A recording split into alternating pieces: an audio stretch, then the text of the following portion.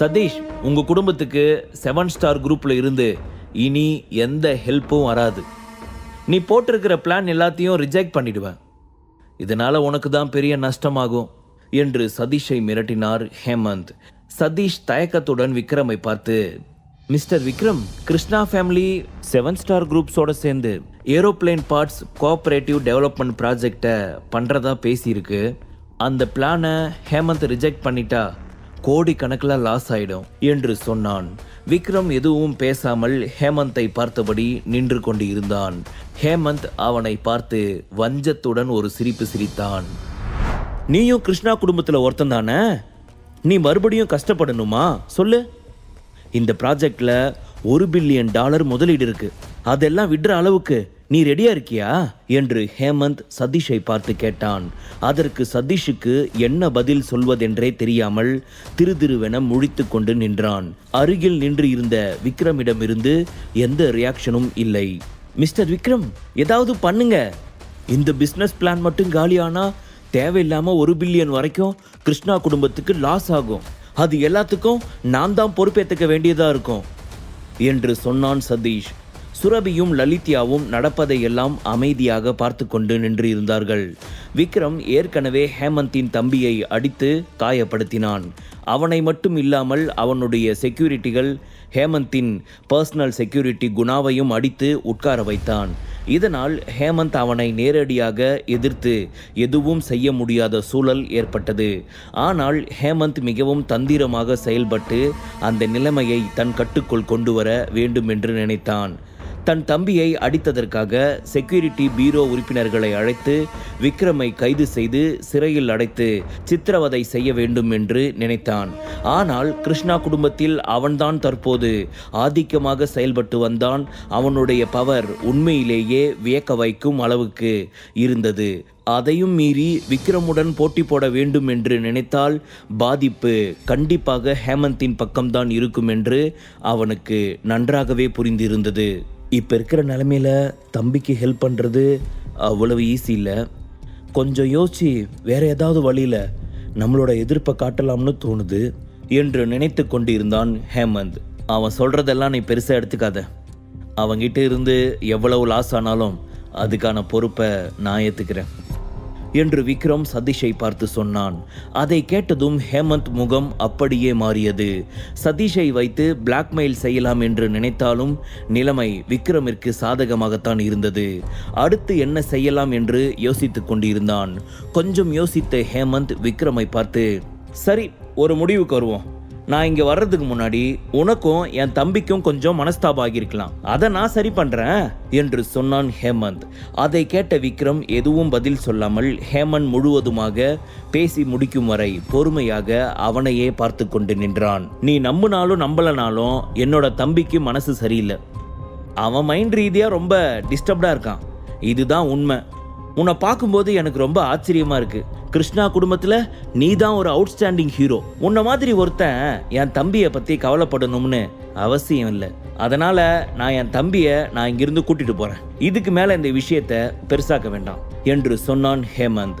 அதை கேட்டதும் சதீஷ் அவனை ஆச்சரியமாக பார்த்தான். இவன் இப்படியெல்லாம் பேச மாட்டானே. என்னதான் இவனை விக்ரம் கிட்ட ரொம்ப நல்லவன்னு சொன்னாலும் இவனோட முழு மனசு என்னன்னு எனக்கு தானே தெரியும் என்று மனதிற்குள் சொல்லிக் கொண்டான் சதீஷ். ஹேமந்த் ஒரு பிஸ்னஸ் மேக்னட் என்ற உண்மையான நிறத்தை அப்போது வெளிப்படுத்தினான். ஒருவருடன் எப்படி நடந்து கொள்ள வேண்டும், சூழ்நிலை தனக்கு சாதகமாக இல்லை என்றால் எப்படி நடந்து கொள்ள வேண்டும் என்ற விஷயத்தை அவன் நன்றாக தெரிந்து வைத்திருந்தான். நான் என் தம்பி நிவாஸை இங்கிருந்து கூட்டிட்டு போயிடுறேன். ஆனால் ஒரு விஷயம், 7 ஸ்டாருக்குன்னு ஒரு மரியாதை இருக்குது. அதுக்கு யாராக இருந்தாலும் ரெஸ்பெக்ட் கொடுத்து தான் ஆகணும். அதனால் என்னோட தம்பிக்கு நீங்கள் 200 மில்லியன் கொடுத்தா சந்தோஷமாக இருக்கும் என்று சொன்னான் ஹேமந்த். அவன் திட்டம் என்ன என்பது இப்போதுதான் சதீஷுக்கு புரிய ஆரம்பித்தது. 200 மில்லியனா என்று விக்ரம் தன் மனதிற்குள் மெதுவாக சொல்லி கொண்டான். செவன் ஸ்டார் குழுமத்தின் வாரிசுகள் சுரபியை குறிவைத்து சில விஷயங்களை செய்தார்கள். ஆனால் அது நடக்காததால் அந்த விஷயத்தை அப்படியே விட்டுவிட்டு போக முடிவெடுத்தார்கள். ஆனால் அவர்கள் எதுவும் செய்யாமல் அவர்களிடமிருந்து விலகி செல்வதற்கு பதிலாக பணத்துடன் செல்ல விரும்பினார்கள். ஏனென்றால் அந்த இடத்தில் இருந்து எதுவும் செய்யாமல் அப்படியே சென்றால் கண்டிப்பாக அது செவன் ஸ்டார் கம்பெனியின் நற்பெயரை பாதிக்கும். அதனால் இந்த விஷயத்தை யாருக்கும் பாதகம் இல்லாமல் முடித்துக்கொள்ள ஹேமந்த் விக்ரமிடம் 200 மில்லியன் வேண்டும் என்ற கோரிக்கையை வைத்தான். அது உண்மையிலேயே விக்ரமிற்கு பயங்கர காமெடியாக இருந்தது. ஹேமந்தின் தம்பி எதற்கும் மதிப்பில்லாத ஒரு ஆள், அவனுக்காக எதற்கு பணம் கொடுக்க வேண்டும் என்று விக்ரம் நினைத்தான். விக்ரமிடம் எந்த பதிலும் வராமல் இருந்ததால் என்ன செய்வது என்று தெரியாமல் திருதிருவென முழித்தபடி அவனையே பார்த்து கொண்டு இருந்தான் ஹேமந்த். விக்ரம், ஒரு தடவை நல்லா யோசிச்சு பார்த்து சொல்லுங்க, என்னோட அண்ணனை இப்படி போட்டு அடிக்கிறீங்களே, எங்க வீட்டில் எல்லாருக்கும் ரொம்ப பிடிச்ச ஆளு அவன்தான்.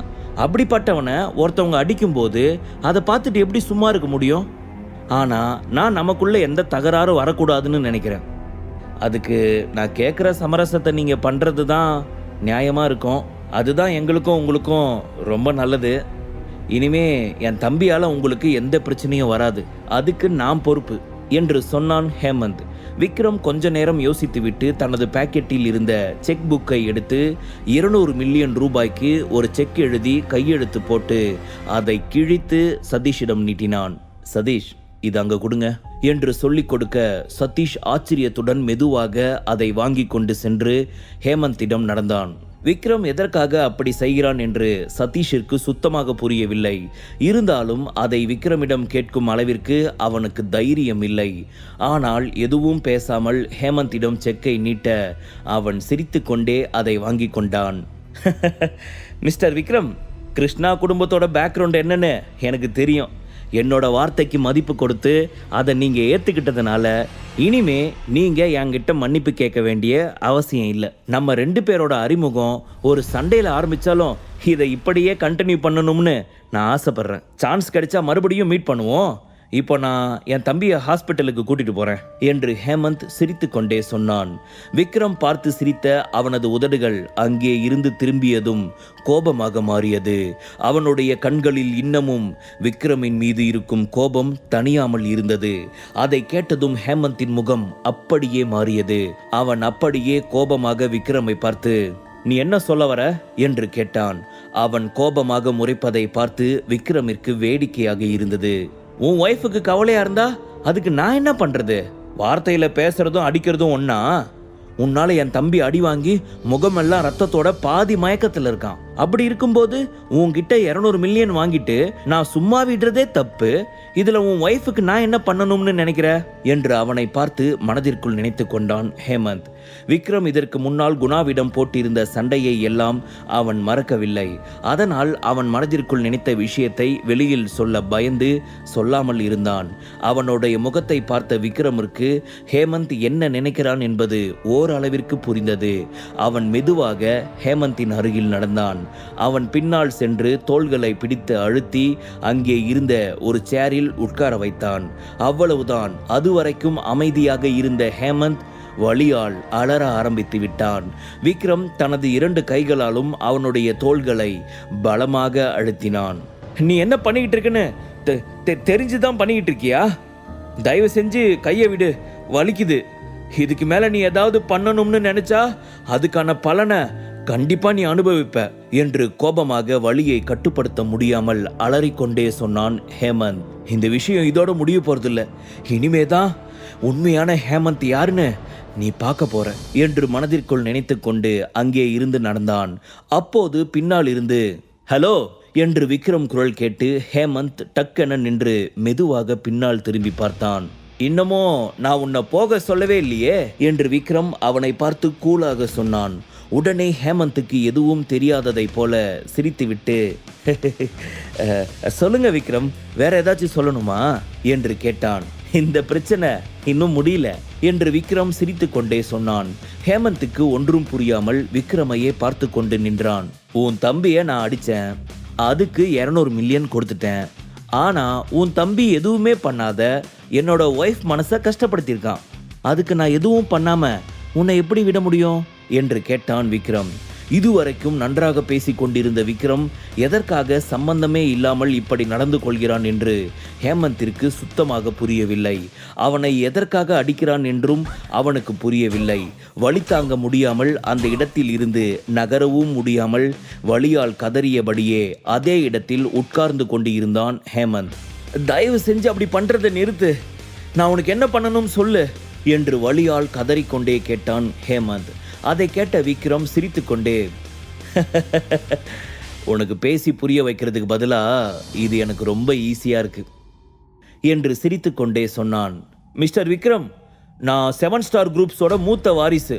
என்ன நீங்க இப்படியெல்லாம் பண்றது தெரிஞ்சா மும்பையில பாதி இடத்துல பிசினஸே நடக்காது. எல்லாருமே உங்களுக்கு அகைன்ஸ்டா திரும்பிடுவாங்க. நீங்க உண்மையிலேயே இப்போ என்னோட மரியாதை கூட விளையாண்டுட்டு இருக்கீங்க. தயவு செஞ்சு என்னை விட்டுருங்க, அதுதான் உங்களுக்கு நல்லது என்று சொன்னான் ஹேமந்த். உன் தம்பி என்னோட ஒய்ஃப் கிட்ட தப்பா பேசும்போது வராத இந்த கார்ப்பரேட் உலகமா உன்னை அடிக்கும்போது வரப்போகுது? நான் யார்கிட்ட அதிகமா காசு இருக்குதோ, யார்கிட்ட இருந்து அதிகமா பிஸ்னஸ் நடக்குதோ அவங்களுக்கு தான் எல்லாரும் சப்போர்ட் பண்ணுவாங்க. அதனால உன் மனசுல கட்டி இருக்கிற அந்த கோட்டையை அழிச்சிடு, அது உனக்கு இந்த நேரத்தில் ஹெல்ப் பண்ணாது என்று சொல்லிக்கொண்டு அவனது தோள்களை இன்னமும் அழுத்தினான். ஹேமந்த் வலியால் அலறினான். அந்த இடத்தில் இரத்த ஓட்டமே ஓடாததை போல தோல் உறைந்து விட்டது. விக்ரம் ஹேமந்தை இப்படி கஷ்டப்படுத்துவதை பார்த்து கொண்டு சதீஷ் எதுவும் செய்யாமல் அமைதியாக நின்று கொண்டு இருந்தான். கிருஷ்ணா குடும்பம் இந்த நேரத்தில் அவனுக்கு எந்த உதவியும் செய்யவில்லை. தி கிரேட் 7 ஸ்டார் குழுவின் தலைவனாக இருந்த அவன் இப்படிப்பட்ட கொடுமைகளை இதுவரைக்கும் அனுபவித்தது இல்லை. அதைவிட முக்கியமாக ஒரு அடி கூட அவன் மேல் விழுந்தது இல்லை. ஹேமந்தின் நிலைமையை பார்த்து கொண்டிருந்த சதீஷும் லலித்யாவும் ரொம்பவே ஆச்சரியப்பட்டார்கள். விக்ரம் எந்த ஒரு முன்னறிவிப்பும் இல்லாமல் ஹேமந்தை இப்படி தாக்குவான் என்று அவர்கள் கொஞ்சமும் நினைத்து பார்க்கவில்லை. இதுதான் விக்ரமிற்கும் மற்றவர்களுக்கும் இருக்கும் வித்தியாசம் என்று நினைத்தான் சதீஷ். ஒரு கட்டத்திற்கு மேல் பொறுமையை இழந்த ஹேமந்த், இப்ப மட்டும் நீ என் கையை விடல, அப்புறம் நடக்கிறதே வேற. நீ உன்னோட வாழ்நாள்ல மறக்க முடியாத அளவுக்கு ஒரு பெரிய சம்பவத்தை நீ சந்திக்கிற மாதிரி ஆகிடும். அந்த நிலைமை உனக்கு வரக்கூடாதுன்னு நினைச்சா இதை இதோட விட்டுரு என்று கோபமாக கத்தினான் ஹேமந்த். உடனே விக்ரம் டக்கென அவன் தோள்களில் இருந்து கையை எடுத்தான். ஹேமந்த் வலியால் தனது கைகளால் அந்த இடத்தை வேகமாக தேய்த்து விட்டு கொண்டு இருந்தான். விக்ரம் மெதுவாக வந்து அவன் முன்னால் நின்றான். அடுத்து என்ன செய்ய போகிறான் என்று நினைத்து கொஞ்சம் பயத்துடன் அவனை நிமிர்ந்து பார்க்கும் போதே விக்ரமின் கை ஹேமந்தின் முகத்தில் பலமாக குத்தியது. ஒரே அடியில் அவன் அப்படியே நிலை குலைந்து சேரில் இருந்து கீழே சாய்ந்தான். எவ்வளவு தைரியம் இருந்தா எங்களோட முதலாளியே இப்படியெல்லாம் சித்திரவதை பண்ணுவ என்று கேட்டுக்கொண்டே ஹேமந்தின் பாடிகார்ட்ஸ் விக்ரமின் அருகில் வர அவன் அவர்களை பார்த்து கோபமாக முறைத்தான். எல்லோரும் அமைதியாக அப்படியே பின்வாங்கி கொண்டார்கள். விக்ரம் அவனை பிடித்து தூக்கி மீண்டும் அதே சேரில் உட்கார வைத்தான். அவனுடைய முகத்தில் இருந்து ரத்தம் வழிந்து ஒரு பக்கமாக வீங்கி இருந்தது. விக்ரம் மறுபடியும் அவனை அடிப்பதற்கு கையை ஓங்க ஹேமந்த் சோர்வாக அவனை பார்த்து போதும் என்பது போல கைகளை தூக்கினான். உண்மையிலேயே அவனுக்கு இப்போ என்ன வேணும்? தயவு செஞ்சு அடிக்கிறத நிறுத்திட்டு சொல்லு என்று கெஞ்சும் தொனியில் கேட்டான். நான் உன்னோட தம்பியை அடித்தேன். நீ உண்மையிலேயே நல்லவனா இருந்தா நியாயம் எந்த பக்கம் இருக்கோ அப்படிதான் நீ நடந்திருக்கணும். ஆனால் நீ என்கிட்ட இருந்து 200 மில்லியன் பணத்தை பிடுங்கிட்டு இருக்க. சரி, நானும் நியாயமாக உனக்கு அந்த காசை கொடுத்தேன். அதே நேரத்தில் நீயும் உன் தம்பியும் என் ஒய்ஃபை பற்றி தப்பாக பேசுனதுக்கு நான் இப்போது உங்களுக்கு நஷ்ட ஈடு கொடுக்குறேன். என்னோட நஷ்ட ஈடு இதுதான். நீயும் உன் தம்பியும் ரொம்பவே தப்பு பண்ணிட்டீங்க. என்னோட ஒவ்வொரு நொடியும் எனக்கு ரொம்ப முக்கியம். ஆனால் நீங்கள் 2 பேரும் என்னோட நேரத்தை வீணாக்கியிருக்கீங்க. அதனால் நான் உன்னை சும்மாவே விட மாட்டேன் என்று கோபமாக பேசினான் விக்ரம். ஹேமந்த் பல்லை கடித்து கொண்டு, சரி, உனக்கு எவ்வளவு காம்பன்சேஷன் வேணும்னு சொல்லு, நான் அதை கொடுத்துட்றேன் என்று சொன்னவன் டக்கென ஏதோ யோசித்தபடி, இல்லை, நீ கொடுத்த 200 மில்லியன் செக்கை நான் உனக்கே திருப்பி கொடுத்துட்றேன். இந்த பிரச்சனை இத்தோட முடிச்சுக்கலாம் என்று சொன்னான். ஹேமந்த் அவனை பார்த்து பயந்து மிகவும் பணிவாக பேசினாலும் உள்ளுக்குள் கோபத்தால் நிறைந்திருந்தான். விக்ரம் தன்னுடன் விளையாடுகிறான் என்பது அவனுக்கு தெளிவாக தெரியும். ஆனால் இப்போது அவனால் ஒன்றும் செய்ய முடியவில்லை. அவனிடம் இருந்து எப்படி தப்பித்து செல்வது என்று அவனுக்கு ஒன்றுமே புரியவில்லை. முதலில் அவனை சமாதானப்படுத்தி எப்படியாவது இந்த இடத்தில் இருந்து வெளியே செல்ல வேண்டும். அதற்கு பிறகு எவ்வளவு செலவானாலும் பரவாயில்லை, அவனை எப்படியாவது கொன்று விடுவதே தன்னுடைய அவமானத்திற்கு ஒரே வழி என்று ஹேமந்த் நினைத்தான். இந்த நேரத்திலும் அவன் சமயோஜிதமாக அவன் கொடுத்த 200 மில்லியனையே திரும்பி கொடுப்பதாக சொன்னான். இதனால் ஹேமந்துக்கு அடி வாங்கியதை தவிர பண ரீதியாக எந்த நஷ்டமும் ஏற்படவில்லை. அவன் சொன்னதை கேட்ட விக்ரம் கோபமாக அவனை பார்த்து முறைத்து, நீ என்கிட்ட இருந்து தேவையில்லாம 1 மணி நேரத்தை வேஸ்ட் பண்ணிருக்க. என்னோட 1 மணி நேரத்தோட வேல்யூ 500 பில்லியன். அதனால நீ எனக்கு 500 பில்லியன் கொடுக்கணும் என்று சொன்னான் விக்ரம். அதை கேட்டதும் ஹேமந்த் மட்டும் இல்லாமல் அங்கே இருந்த எல்லோருமே ஆடி போய்விட்டார்கள். 500 பில்லியனா என்று ஆச்சரியத்தில் வாயை பிளந்தபடி விக்ரமையே பார்த்து கொண்டு நின்று இருந்தார்கள். முழு கதையையும் கேட்டு மகிழ பாக்கெட் FM ஆப்பை டவுன்லோட் செய்யுங்கள். லிங்க் டிஸ்கிரிப்ஷனில் கொடுக்கப்பட்டுள்ளது.